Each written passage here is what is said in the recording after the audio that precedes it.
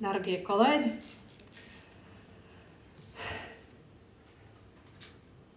esmu no tiem cilvēkiem, kas nekad nav gribējuši būt politikā. Pareizāk sakot, es neesmu sapņojusi par politiku, un kādā brīdī es sapratu, ka tas ir mans ceļš. Un tajā laikā, kad es maz interesējos par politiku, tas nemaz nenozīmēja, ka politika neinteresējas par mani, tieši otrādi. Un jau vairāk gadu es esmu Suverēna vara partijā, un šodien es droši varu teikt, ka mūsu viedokļi un pozīcijas sakrīt pilnībā, un es esmu īstajā vietā, un jūs esat fantastiska komandā.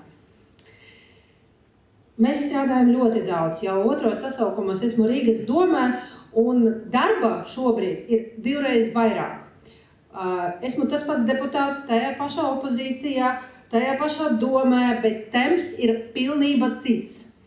Tā ir cita komanda, tas ir cits drives un pilnīgi cita enerģija. Daudz jaudīgāk. Mēs esam panākuši ļoti daudz un priekšā ir vēl vairāk, un par to es gribu runāt.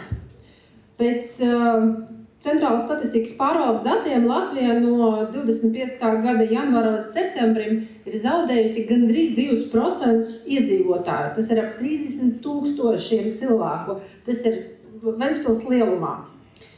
Jaundzīvošo ir par 10,9% mazāk, kas ir par 1092 bērniem mazāk 9 mēnešu laikā.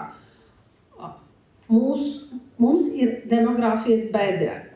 Es bieži uzņēmu skolēnus Rīgas domē, un katru reizi es jautāju, kurš no jums plāno aizbraukt pēc skolas, un redzu paceltu roku mežu. Un dažas klases ir pilnīgi visas, ir īpaši vecāku klašu skolēni, ir īpaši no tā saucamajām labākām skolām. Vēl 22 gadus es strādāju nekustamo īpašuma jomā, un 80% klienti, kas nāk ar lūgumu pārdot savu mājokli, vai nu jau ir aizbraukuši prom no Latvijas un aizver savu Latvijas lapu, vai gatavojas aizbraukt, pārdodot vienīgo īpašumu. Un tā ir stabila tendence pēdējo 3 gadu garumā. Bez cilvēkiem valsts nepastāv. Mums ir vajadzīga Latvija, mūsu kopīga Latvija, to, ko mēs mīlam. Pēc gada mums būs cīņa par šiem cilvēkiem nevis par vietām Saeimā, bet par valsts nākotni, par viņu bērnu un mūsu bērnu nākotni, lai tie bērni neaizbrauc, lai vecākiem nav jāglāb savu bērnu bēgot uz citām valstīm, lai seniori var pavadīt savus seniora gadus ar cieņu. Patiesībā vajag pavisam maz, bet šīs maz netiek izdarīts. Pirmais – darba vietas. Uzņēmējs nenāk tur, kur nodokļu politika mainās kā kaprīzes meitenes garastāvoklis, kur biznes iespējams tikai caur kontaktiem, kur valdība ir nestabila un prioritātes šķības. Šodien cilvēks nav vērtība, cilvēks ir instruments naudas izspiešanai. Nodokļi aug, cenas aug, cilvēkus gadiem biedē ar iekšējiem un ārējiem ienaidniekiem, un spēka tiem cilvēkiem pretoties vairs nav. Tas ir jāaptur un jāsāk normāli strādāt. Otrais – pieejams mājoklis. Jā, ir privātas kreditēšanas programmas, ir arī altums. Bet cilvēki pelna tik maz, ka kredītu lielākai daļai vienkārši nedod. Viņi īrē gadiem, jo pirmai iemaksai nav iespējams sakrāt. Ģimene grib serīveida 2 stabu dzīvokli, pieņemsim pa 60,000, bet nevar sakrāt tos pašos 10%. Es nesaku, ka jāiznīcina īres tirgus, tas ir vajadzīgs. Bet ģimene, kas šeit dzīvos, strādās un audzinās bērnus un maksās nodokļus, ir vajadzīga stabilitāte. Tas ir savs mājoklis. Sociālai mājokļi arī caurums. Pašvaldībām ir jāpaplašina programmas, lai piesaistītu speciālistu un padarītu reāli arī reimigrāciju. Tas ir iespējams, un es arī zinu cilvēkus, kas ir atgriezās uz Latviju un ir laimīgi, bet viņus bieži aptur tieši mājokļa jautājums. Trešais – izglītība. Man pašai ir 2 bērni, 4. un 7. klasē. Un mēs esam no tiem 37% cilvēku, kas Latvijā mājās runā krieviski, un tā ir 1/3 no valsts. Skolas skaisti ziņo par pārēju uz latviešu valodu, bet sekmes ir kritušas, kā arī kritusi ir izpratne. Dažiem bērniem valoda, protams, pielip ātri, bet to bērnu ir ļoti maz, valodu nemāca, to vienkārši uzbāž. Vecāki pēc darba līdz naktī tulko visus priekšmetus, privāti skolotāji maksā ļoti dārgi, un krievalodīgo ģimenes ir pilnīgi izsmeltas. Šī sistēma ir mocības, nevis mācības.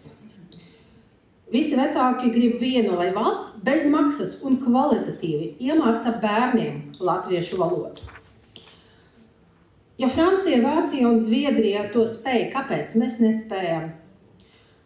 Un, lai iemācītu latviešu valodu, nav jāatņem krievu. Programma Skola 2030, tā ir atsevišķa problēma. Metodas paņemtas no Skandināvijas, nedomājot par Latvijas realitāti. Uz skolotājiem uzlikta milzīga slodze. Bērni dara lietas, ko neko nedod. Man 13-gadīgais dēls šobrīd nodarbojas ar perļošanu. Jauki, bet varbūt līdz 12 gadu vecumam vai interešu izglītība. Nevis kā obligāta akademiskas izglītības daļa pusaudžiem.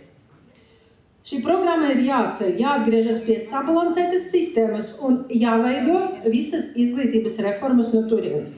Jāsāk ar valodām. Spēcīga latviešu, pieejama krievu valoda pēc izvēles un citi pēc skolēna interesēm, citas valodas. Mēs esam mazā valsts, bez valodām mēs neizdzīvosim. 4. veselības aprūpe. Nesen gribēju pierakstīties uz ultrasonogrāfiju, man pateica, zvaniet pēc pāris nedēļām, pierakstīsim jūs kaut kad uz nākamo gadu. Rindas milzīgas. Bērnus pie acu vai zobārsta var aizvest tikai par maksu.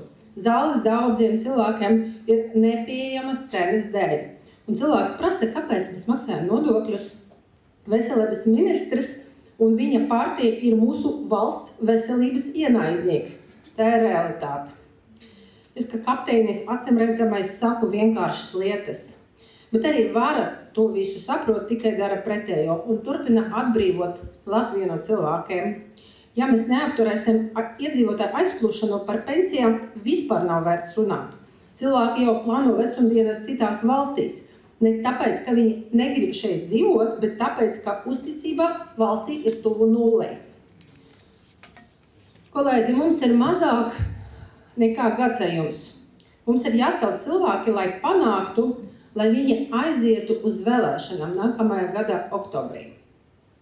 Tie, kas mūs klausās, grib normālu, sapratīgu Latviju. Viņi grib strādāt un nedzīvot trūcībā.